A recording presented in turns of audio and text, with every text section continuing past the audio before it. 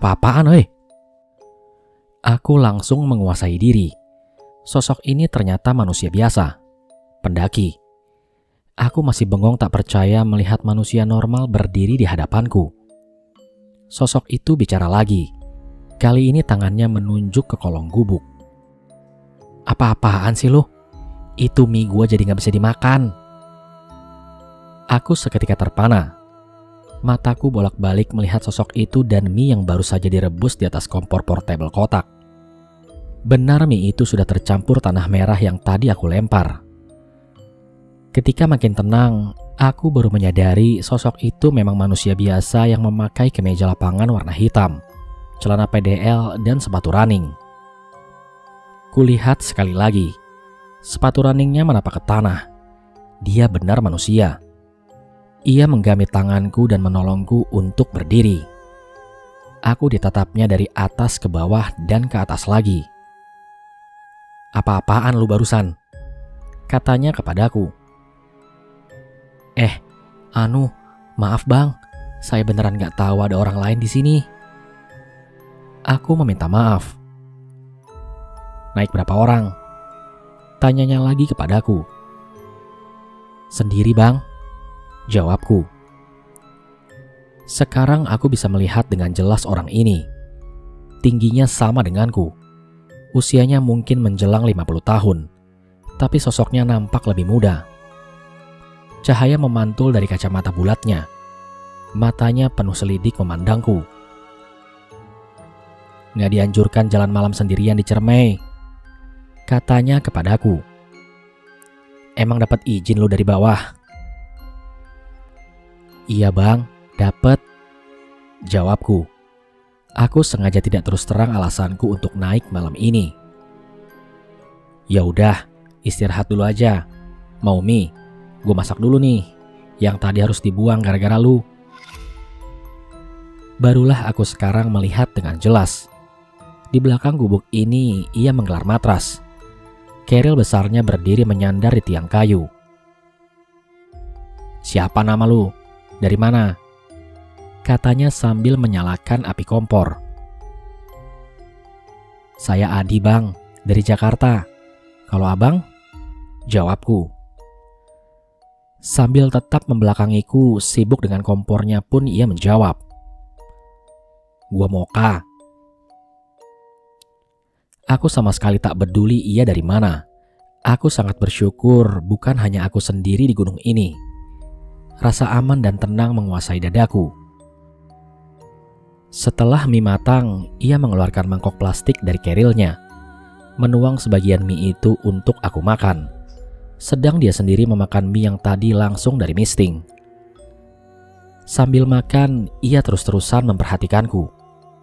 Setelahnya, ia mengeluarkan rokok kretek dari kantong bajunya, lalu menghisapnya dalam-dalam. Jadi, lu orangnya ya? Katanya seakan berbicara pada diri sendiri. Gimana bang, maksudnya? Tanyaku tak yakin arah pertanyaannya. Ia memandangku dengan tatapan kesal. Kalian tuh semua pendaki sama aja. Bisanya cuma ngotorin gunung. Gak punya rasa hormat. Seketika aku terperangah. Abang udah tahu ya? Mak Encep nitipin lu ke gua. Dia yang cerita semua. Mulai dari sini sampai atas lu bareng gua. Katanya lagi kepadaku. Mak Encep? Mak Encep siapa bang? Tanyaku dengan bingung. Bocah emang gak ada hormat-hormatnya sama orang tua. Mak Encep yang dari kemarin nolongin lu sama temen lu. Kalau gak ada Mak Encep, temen cewek lu udah pasti lewat, dibawa ke alam lain. Jawabnya dengan ketus. Rupanya ibu tua yang terus-terusan menjaga Ayu di Cibunar itu namanya Mak Encep. Aku memang sama sekali tak bertanya nama ibu tua itu. Juga bapak yang menjagaku. Ada rasa menyesal menyadari betapa kurangnya sopan santunku pada orang yang sudah beberapa hari ini menolong aku dan Ayu. Mak Encep juga yang ngejagain lu, ngelewatin hutan pinus. Makanya lu bisa sampai sini. Kalau enggak, lu bisa dimakan setan penganten tadi. Tapi saya tadi jalan sendiri, Bang. Mencep, setan penganten. Aku bertanya dengan bingung. Namun ia tidak menjawab. Ia cuma tersenyum sinis sambil membereskan kerilnya. Aku bergidik mengingat rasa dingin yang menjalari tengkukku tadi. Mungkin setan pengantin itu benar-benar ada di belakangku. Selesai packing keril, ia berjongkok dan berkata serius. Mulai dari sini perjalanan kita gak akan gampang. Lu cukup ikutin gua. Baca doa-doa yang lo tahu. Pikiran jangan sampai kosong. Iya bang, jawabku dengan singkat. Kita bakal disambut semua penghuni Gunung Cermai. Dari yang bentuknya abstrak sampai solid. Dari yang nyaru jadi manusia sampai yang mukanya berantakan. Jadi siapin mental lu. Kalau lu gak selamat di sini, temen lu yang di bawah juga gak bakalan selamat. Lu harus ingat dua hal ini. Kalau tiba-tiba muncul suara gending gamelan, apapun yang terjadi kita harus diam. Jangan gerak. Paham lu? Iya bang. Yang kedua apa ya bang? Lu bakal ngelihat banyak penampakan nanti. Tapi ada satu penampakan yang paling berbahaya. Penampakan kalong wewe. Itu yang gimana bang? Terus saya harus gimana kalau ada gituan? Pikiranku langsung kalut.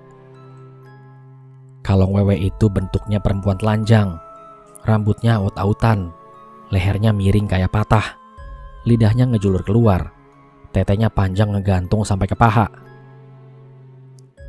Aku menelan ludah membayangkan sosok itu. Kalau dia muncul, lu harus pura-pura gak ngeliat. Apapun yang dia lakukan, walau mukanya nempel di muka lu harus pura-pura gak lihat. Kalau enggak gimana bang? Kalau dia sampai tahu lu bisa ngeliat dia, lu bakal ditarik ke atas pohon. Artinya, lu ditarik ke alamnya, dan lu gak bakal bisa balik lagi. Iya bang. Badanku mulai gemetar. Yah, doain aja makhluk itu gak sampai muncul. Susah nolong orang kalau udah diculik sama kalong wewe. Lu harus waspada kalau nyium bau khasnya. Kalau bau itu muncul, kemunculannya dijamin pasti. Bau apaan bang? Tanyaku pada sosok itu. Bau pandan. Aku melirik ngeri ke tanjakan yang akan kami lalui. Kabut tebal mengambang di ujung tanjakan itu seakan gerbang masuk menuju alam entah berada di mana. Orang ini memanggul kerilnya dan langsung berjalan. Sambil mengucap bismillah, aku juga berjalan di belakangnya.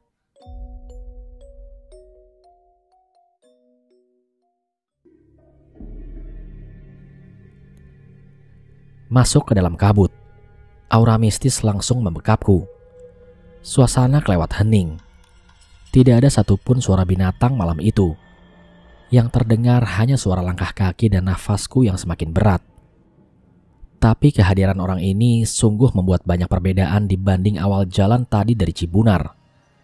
Sekarang aku mulai berani melihat sekeliling. Kegelapan bagai selimut di hutan ini, pekat dan mencekik.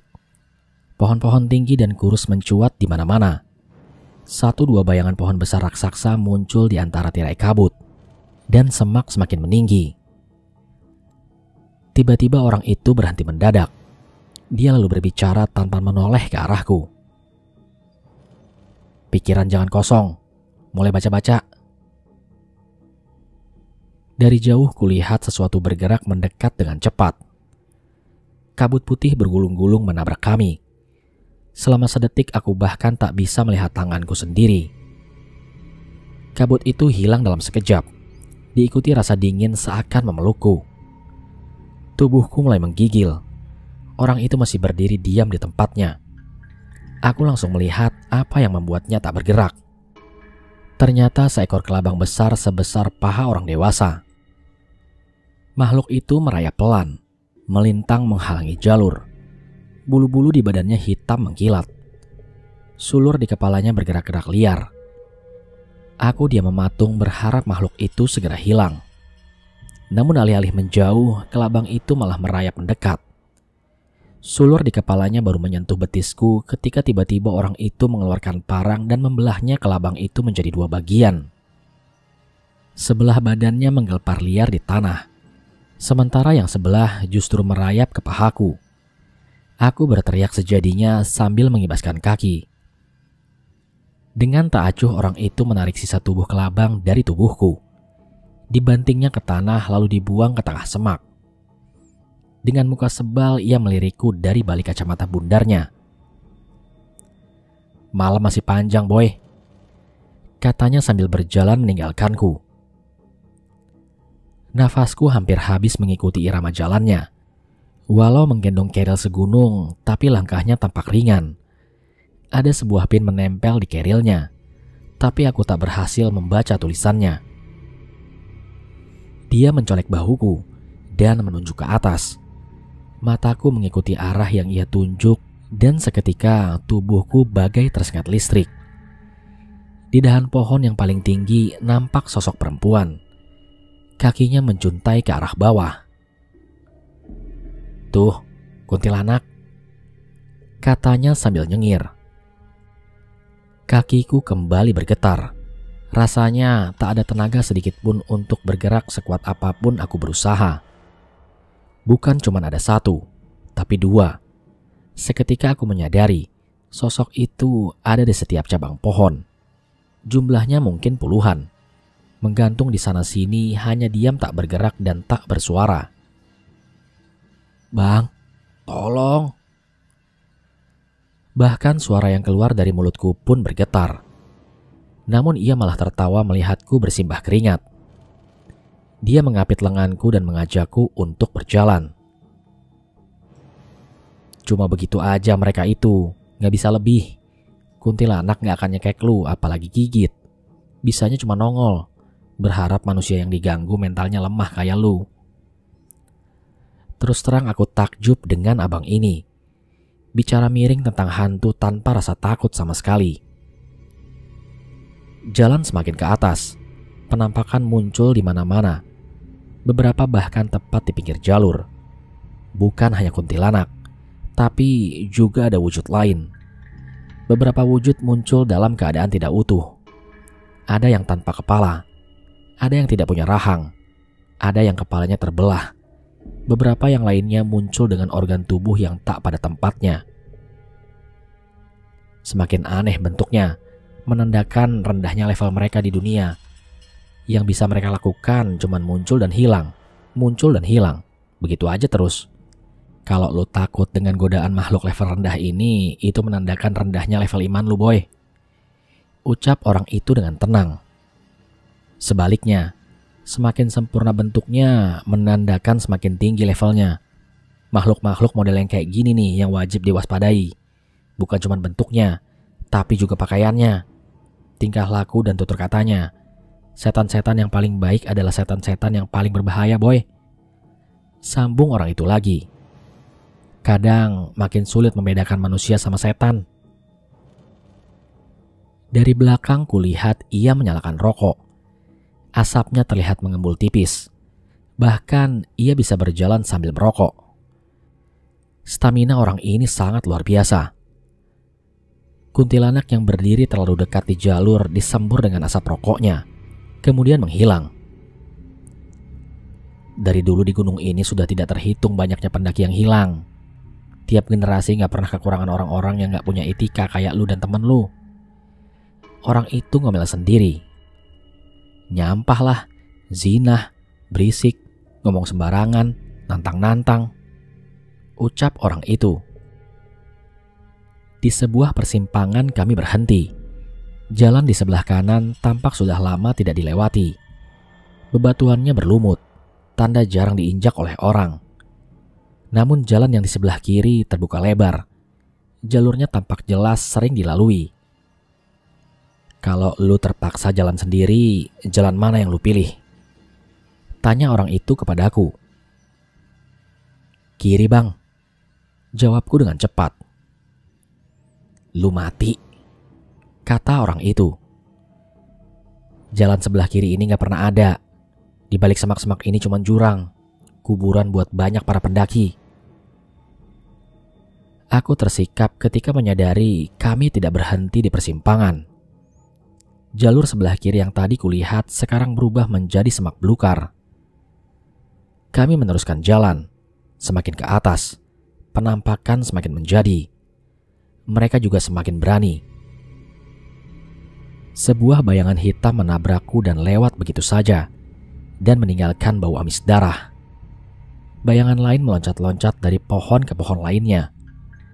Nafas-nafas berat, kadang mengeram dan seringkali terdengar. Suara cekikikan, tangisan, suara-suara bayi dan ringkikan kuda. Bau-bauan muncul dan hilang silih berganti. Bau busuk bangkai tercium dari bawah pohon tumbang, digantikan harum melati. Sesekali bau anyir darah menyergap. Orang itu tiba-tiba berhenti mendadak dan memberikanku aba-aba untuk diam. Semua bau-bauan itu hilang dengan mendadak, digantikan bau yang asing. Aku mencoba mengingat-ingat pernah mencium bau ini entah di mana. Seketika bulu kuduku langsung meremang saat kesadaran menyergapku. Ini bau pandan. Kalong wewe. Jantungku bergemuruh kencang ketika bau pandan tersebut kian mendekat. Kakiku bagai tertancap di tanah. Mataku bergerak liar mencari sosok yang bahkan abang ini pun merasa lebih baik untuk menghindar. Dan jantungku serasa dicabut. Sosok itu tepat berada di atasku. Wajahnya tertutup rambutnya yang acak-acakan. Tangannya yang penuh koreng dan bernanah pun menjuntai. Semakin kuat usahaku untuk diam, tubuhku semakin gemetar tak terkendali. Aku lalu menutup mata dan berusaha membayangkan apapun sekedar untuk menghilangkan bayangan kolong wewe itu dari benakku. Aku membayangkan suasana kantor, keriuhan saat makan siang atau macetnya lalu lintas di jam pulang kantor. Sekejap aku berhasil menenangkan riuh jantungku. Gemetar di seluruh tubuhku mulai berkurang ketika tiba-tiba suara berdebum jatuh tepat di belakangku. Usahaku barusan langsung sia-sia. Tubuhku kembali gemetar hebat, bahkan lebih dibanding sebelumnya. Aku 100% yakin kalau wewe itu tepat berada di belakangku. Punggungku serasa panas. Beban keril yang kubawa kurasakan kian bertambah berat. Sebuah tangan muncul dari belakang, berkoreng dan berbau busuk. Kukunya yang panjang dan hitam mulai menyentuh pipiku. Di titik ini aku bahkan sudah tak sanggup lagi untuk menutup mata. Aku hanya bisa menatap ngeri ketika jari-jari kurus itu bergerak perlahan membelai pipiku. Dan kemudian hilang. Jari-jari itu hilang begitu saja. Tapi aku masih tak berani bergerak. Firasatku mengatakan makhluk menjijikan itu masih ada di sekitar. Aku hanya tak tahu ia ada di mana. Ketika tiba-tiba aku melihat hal yang paling mengerikan sepanjang hidupku. Sebuah tangan mencengkram pinggangku dari bawah. Tangan yang satunya bergerak perlahan menggores perutku, naik ke dada hingga akhirnya mencengkram bahuku. Dan perlahan sebuah wajah mengerikan muncul di antara dua tangan itu. Matanya menatap kosong ke arah mataku. Hanya mata kosong itu yang tersisa di wajahnya. Seluruh wajahnya hancur dan bernanah. Dahinya penuh borok-borok besar yang siap meletuskan darah dan nanah kapan saja. Matanya tetap terpaku ke mataku. Pelan dan pasti dia merayap di perutku, hingga naik ke dadaku. Hingga ia merayap sampai leher, dan langsung tepat berada di wajahku. Mata bulat besar itu terus saja lekat menatapku. Semakin dekat. Mataku menatap ngeri ketika mulutnya terbuka menampakkan belatung-belatung yang menggeliat di dalamnya. Mulut itu kian membuka lebar dan semakin lebar. Seluruh wajahnya itu sekarang adalah mulut yang menganga. Tangannya mencekik leherku. Mulut itu semakin mendekat dan semakin mendekat. Yang pertama kulihat ketika siuman adalah wajah orang itu. Tubuhku mendadak lemas, tidak sanggup untuk digerakkan sama sekali. Seluruh tulang serasa lepas, dan kepalaku terasa nyeri. Ada rasa sakit di sekitar leherku, dan ketika aku menyentuhnya, tampak noda darah di jariku. Tubuhku langsung mengejang. Kakiku tersentak saat ingatanku kembali pulih, menghadirkan kembali saat kuku-kuku hitam kalong wewe itu menusuk leherku. "Udah, tenang, gak usah panik. Setan sialan itu udah gak ada," kata orang itu sambil membantuku minum teh hangat. Mendengar itu, aku langsung kembali tenang. Tapi rasa sakit di sekitar leherku masih terasa panas. Bekas hitam di leherku kelak tidak akan hilang selama berminggu-minggu. "Makasih ya bang." Suaraku terdengar lirih. Tapi aku sungguh-sungguh berterima kasih. Tanpa kehadirannya, entah bagaimana nasibku dan Ayu. "Bukan gue," jawabnya dengan pelan, sambil membereskan kompor bekas masak air panas. Suaranya terdengar lemah. Aku masih memenanginya, menunggu jawaban.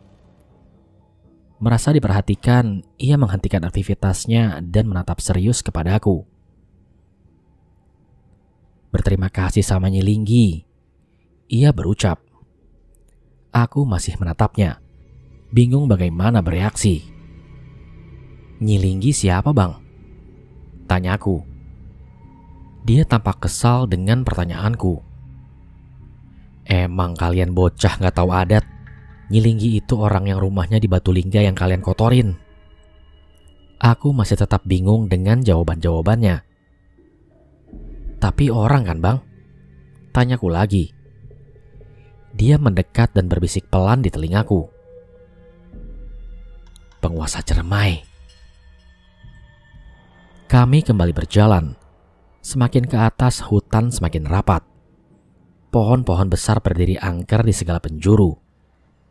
Sosok-sosok kuntilanak masih muncul di sana-sini, walau tidak sebanyak tadi.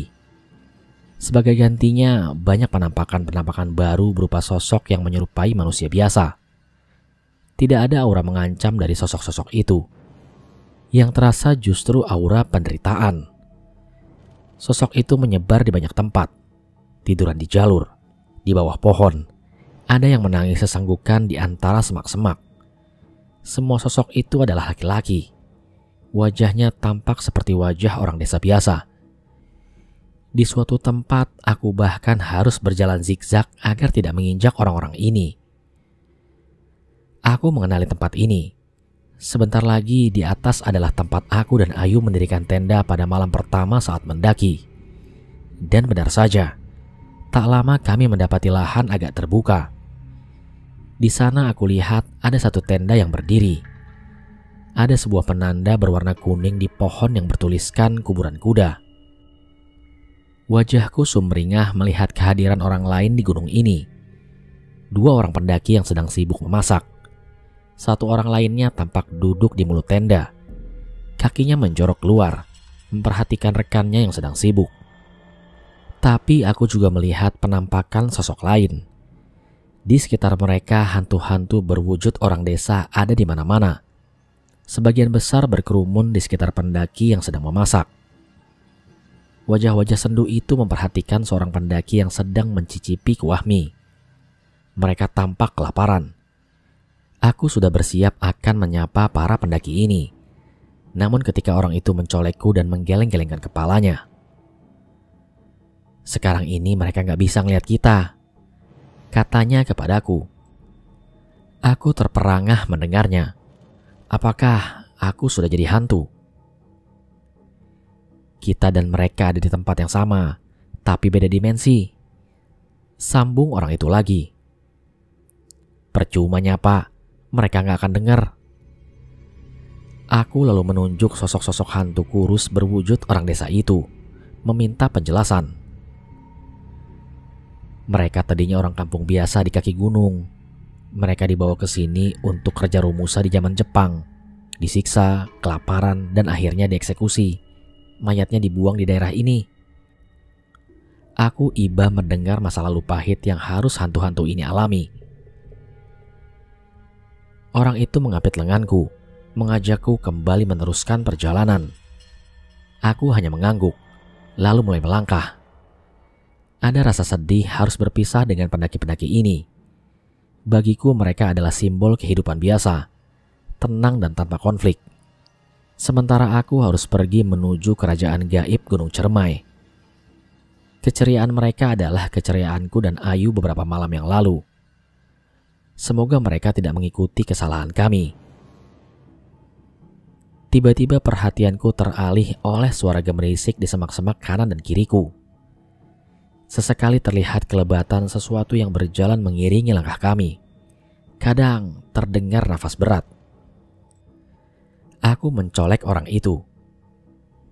Bang, bang. Ia malah menepis tanganku dan mengisyaratkan agar terus berjalan. Tapi aku tak bisa menepis rasa takut dan keingintahuanku. Hingga aku terus-terusan mencolek tangannya. Dia yang akhirnya merasa terganggu akhirnya berhenti. Bawel banget lu sumpah. Makinya kepadaku. Sini gue jelasin biar diem. Dia menyelipkan rokok di bibirnya, membakar dan menghisapnya dalam-dalam. Gak pernah ada yang bisa jelasin bentuk kolong wewe. Tadi gue bilang, kebanyakan orang yang diculik kolong wewe itu jarang balik. Betul? Tanyanya sambil menghembuskan asap rokok. Aku hanya mengangguk. Sebagian ada yang bisa ditolong walau susah, tapi mereka gak kembali utuh. Siapapun yang sudah ditetein sama kolong wewe udah gak akan bisa ngomong lagi. Ia melanjutkan. Kalong wewe gak akan membiarkan orang lolos dan nyeritain bentuknya yang menjijikkan ke orang lain. Sampai di sini aku mulai gemetar lagi membayangkan bentuk kalong wewe yang sungguh sangat menjijikkan tadi. Kalong wewe itu masih ngikutin kita sampai sekarang. Jelasnya lagi kepadaku. Dia gak akan ngelepasin lu boy. Tapi dia gak bisa mendekat. Karena sejak kejadian tadi kita dijaga kanan dan kiri sama makhluk lain. Apaan bang? Tanya aku. Dia menghembuskan asap rokoknya ke wajahku. Suaranya terdengar sedikit gemetar dan sedih. Dan ia berkata pelan. Harimau. Ternyata ada juga ya makhluk gaib yang baik sama manusia ya bang? Kataku. Ia hanya tersenyum kecut. Itu bukan pilihan kata yang tepat boy. Ia kembali menghisap rokoknya. Terus bang? Aku bertanya menyelidik. Buat ganti penjaganya, ada sesuatu yang harus dikorbanin. Bajuku basah oleh keringat. Kakiku mulai nyeri. Semakin ke atas yang harus kami lalui semakin curam. Tanjakan-tanjakan ini seakan tidak berakhir. Orang itu seringkali harus berhenti untuk menungguku yang mulai megap-megap kehabisan nafas. Jika sudah begitu, dia biasanya merokok dan melihatku dengan sebal. Aku sudah hampir tak peduli dengan harimau di kanan dan kiriku. Atau kalong wewe yang pastinya sedang mengawasiku entah di mana. Selama mereka tidak menampakkan diri, sudah cukup bagiku. Sosok hantu orang desa tidak ada lagi di atas sini. Setelah melewati kuburan kuda, penampakan mereka semakin berkurang hingga hilang sama sekali. Musuhku yang utama saat ini cuma tanjakan-tanjakan yang semakin curam. Di beberapa tempat, aku bahkan harus menggunakan akar untuk membantuku naik. Sesekali muncul pocong yang tiap kali selalu membuatku melompat kaget. Kalau sudah begitu, biasanya orang itu tertawa terbahak-bahak kegirangan. Rupanya kepanikanku sudah menjadi hiburan buat dia. Bener kata abang tadi, setan-setan begitu bisanya cuma muncul hilang doang, gak bisa ngapa-ngapain. Kataku dengan nafas tersengal-sengal. Namun orang itu hanya nyengir. Yang gue maksud tadi kan cuma kuntilanak. Jawabnya dengan sumringah. Kan gue tadi gak nyebut pocong. Lah, kalau pocong gimana bang? Nih, gue kasih tahu ya. Di Afrika ada yang namanya kobra penyembur. Dia gak matok kayak ular lain, tapi dia nyemburin bisa beracun ke muka korbannya. Nah, pocong itu kobra penyembur dunia setan. Jadi saran gua kalau lihat pocong cuma satu, lari. Lu gak bakal mau kan diludahin pocong? Lah, kalau diludahin gimana bang? Tanya aku. Ya buta lah mata lu. Dia menjawab diiringi dengan gelak tawa senang. Entah dia bercanda atau tidak, tapi yang jelas aku berharap jangan pernah lagi bertemu pocong. Bang, emang bener ya mitosnya kalau kita ngambil tali ikatan pocong kita bisa kaya? Tanyaku yang mulai iseng. Ngapain susah-susah ngambil ikatan pocong? Ribet amat. Kalau cuma sekedar minta kaya, minta kebal, minta pelet, lu doa aja minta gituan ke pocong. Jawabnya dengan ringan. Emang bisa bang? Tanyaku dengan polos. Ya bisa lah. Apa sih yang setan gak bisa boy? Tapi lu gila aja kalau sampai begitu. Emangnya yang nyiptain lu pocong? Manusia makin kesini makin aneh. Ia menambahkan. Jadi gak heran gua kalian bisa ketimpa masalah sampai kayak gini. Hidup lu kebangetan jauh dari agama boy. Aku termenung mendengar jawabannya yang terkesan ngawur. Tapi ada kebenaran di situ. Memang betul, hidupku sudah melenceng jauh dari yang seharusnya. Aku bertekad dalam hati, jika bisa lolos dari sini, aku tidak akan lagi meninggalkan sholat.